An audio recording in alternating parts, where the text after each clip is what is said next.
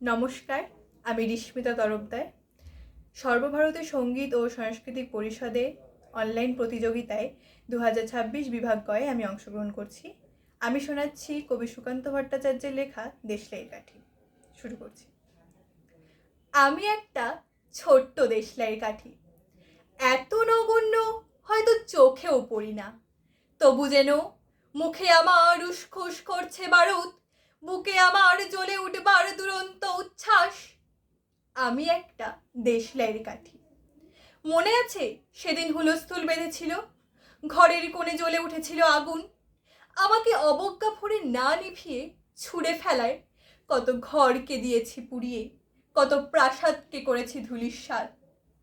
আমি একাই ছোট্ট একটা দেশলাইয়ের কাঠি, এমনি বহু নগর বহু রাজ্যকে দিতে পারি ছাড় খাড় করে, তবুও অবজ্ঞা করবে আমাদের? মনে নেই এই সেদিন আমরা সবাই জ্বলে উঠেছিলাম একই বাক্সে, চমকে উঠেছিলে, আমরা শুনেছিলাম তোমাদের বিবর্ণ মুখের আর্তনাদ। আমাদের কি অসীম শক্তি, তা তো তোমরা অনুভব করছো বারংবার, তবু কেন বোঝো না?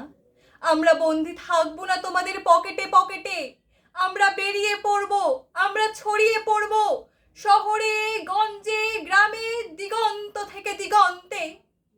আমরা বারবার জ্বলি নিতান্ত অবহেলায়, তা তো তোমরা জানোই, কিন্তু তোমরা তো জানো না কবে আমরা জ্বলে উঠবো সবাই শেষবারের মতো।